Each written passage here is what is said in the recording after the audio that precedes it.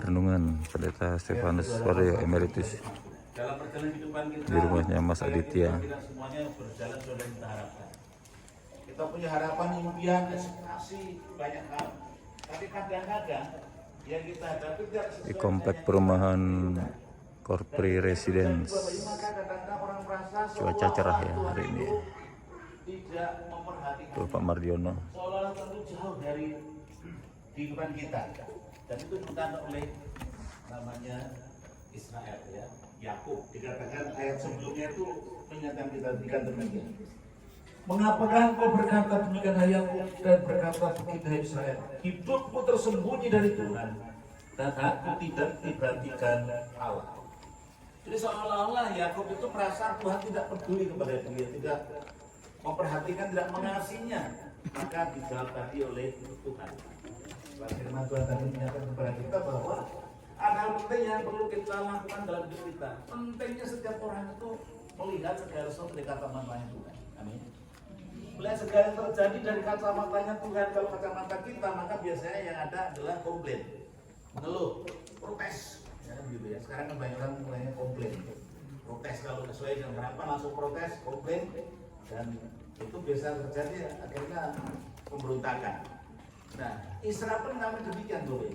Tetapi membawa kita dari pertanyaan statement dari Yakub tadi membawa kita untuk mendapat jawaban bahwa Tuhan tidak seperti yang disampaikan oleh Israel. Bahwa Allah kita adalah Allah yang sanggup memberikan jaminan bagi orang yang sungguh-sungguh percaya kepadanya.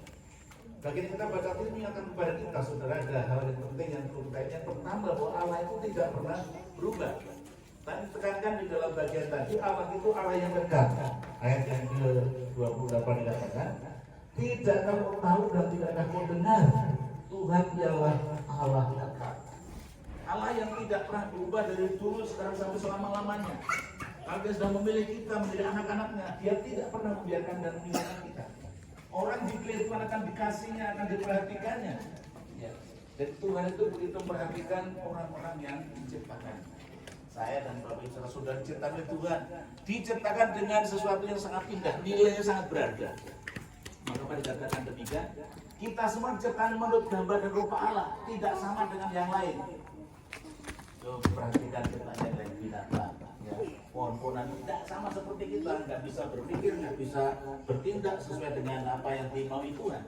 Tapi kita manusia diciptakan menurut gambar dan rupa Allah, punya pengetahuan, perasaan, kemauan, kekudusan pada awalnya.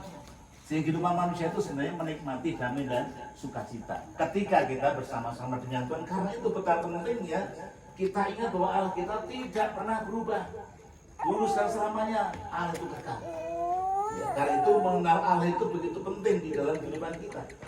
Mengenal Allah di dalam Yesus yang sudah lahir tengah dunia yang kita rayakan di dalam bulan ini, itu begitu penting, saudara. Karena apa? Karena kehadiran Yesus itulah memberikan kepada kita jaminan yang Tuhan sudah sediakan. Jaminan sukacita, sejahtera, kebahagiaan itu ada hanya di dalam Tuhan.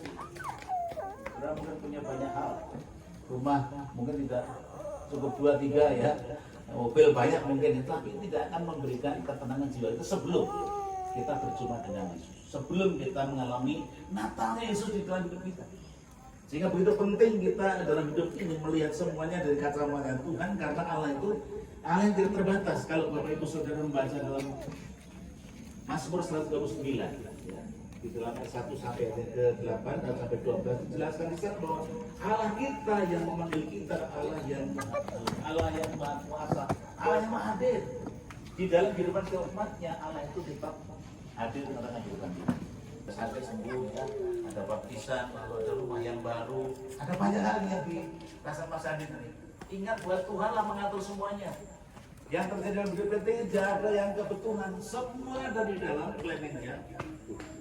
Dengan itu sekali lagi, mari kita hal yang pertama tadi adalah kita mengenal Dia lebih dalam, lebih dekat, mengenal Dia dengan sungguh. Berarti waktu kita dengan Tuhan perlu kita tambah. Kalau mungkin biasanya kita buru-buru ya, mau kantor mau kemana buru-buru, ambillah waktu untuk bangun pagi, berdoa baca firman Tuhan dulu. Biarlah firman Tuhan transformasi pikiran kita, hidup kita kendali oleh Tuhan sepanjang hari, maka tenang hidup kita. Nah yang kedua sebenarnya kita perhatikan di bacaan tadi adalah bahwa Allah kita adalah Allah yang tidak pernah berubah, Yang kedua Allah yang begitu setia memelihara kehidupan umatnya, memelihara kita. Dikatakan tadi Ia memberikan kekuatan kepada yang lelah. Jadi kalau kita lelah, kita tenaga kita sudah berkurang, apalagi kami itu siapa tenaganya berkurang. Kita harus mengandalkan Tuhan dalam hidup kita. Harus dikasihkan Tuhan kekuatan kita ada di sana. Jadi yakinlah bahwa Allah itu yang memelihara kita. Tadi dikatakan di dalam pasal 46 ayat 4. Sampai masa putih rambutmu, aku tetap dia. Aku menggendong kamu. Berarti menolong kita di dalam masa-masa yang sulit. Allah tidak pernah membiarkan kita. Di saat menghadapi pergumulan, di saat menghadapi masalah, di saat menghadapi pencobaan, di saat menghadapi tantangan hidup. Ingat, Tuhan setia kepada kita. Dia tidak pernah membiarkan meninggalkan kita. Dia kata, aku menyertai kamu senantiasa sampai kepada akhir zaman. Dia juga kata, aku menyertai kamu. Aku sekarang tidak meninggalkan kamu dan membiarkan kamu. Itu berarti Allah terus fokusnya kepada siapa? Kepada kita. Amin. Amin. Fokus Tuhan kepada kita, saudara. Karena itu bagaimana kita mau dekat dengan Dia. Kita mau untuk terus membawa diri kita mengandalkan Tuhan di dalam hidup kita. Dia memelihara kita dengan sempurna sampai masa tuamu. Ya. Ini rambut sebagai kalau dibiarin sudah mulai putih. Tapi ada treknya kan, jadi masih tetap hitam ya. Dan sama-sama di rambutmu Allah tetap Dia menggendong kita, ya Allah tetap menolong kita. Karena itu sudah penting di sini. Bagaimana kita mau untuk melihat segalanya dari kacamatanya Tuhan. Ketika bagaimana kita mengenai masalah itu? Kita ada sendiri atau bersama dengan Tuhan. Kalau kita bersama Tuhan, bahwa Allah itu memelihara kita, yakinlah bahwa Tuhan tidak akan pernah memberikan masalah lebih daripada kekuatan kita.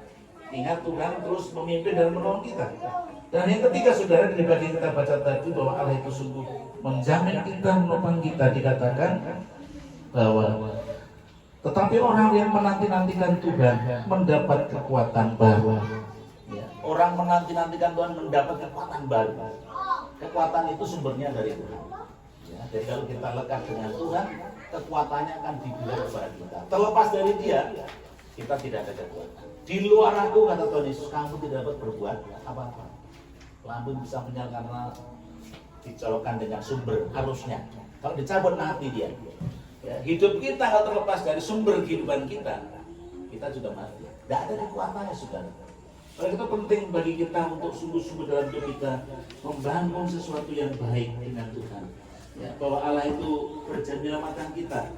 Ya, berjanji untuk menanggung seluruh kehidupan kita, dosa, pelanggaran, dan juga kelemahan kita yang ditanggung oleh Tuhan. Dan malah berkata Allah menunjukkan kasih kepada kita. Oleh karena Kristus telah mati untuk kita ketika kita masih berdosa. Pernah berubah.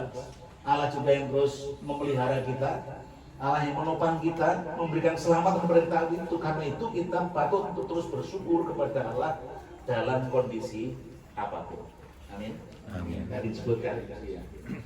Apakah kita bisa kalau tidak menyenangkan kita bersyukur? Mestinya kita bisa. Karena apa? Allah bekerja di sana. Kita Roma 8:28 itu bahwa Allah turut bekerja di dalam segala sesuatu untuk mendatangkan kebaikan bagi orang-orang mengasihi terpanggil sesuai dengan rencana Allah. Jadi kita bersyukur kepada Tuhan. Yang kedua adalah kita mau terus mempercayai Tuhan dalam seluruh kehidupan kita. Ingatlah bahwa Tuhan punya plan yang sangat baik. Jadi saudara dan saya sedang diizinkan mengenai masalah persoalan. Jangan kita katakan Tuhan tidak bersama saya, enggak. Tuhan bersama kita.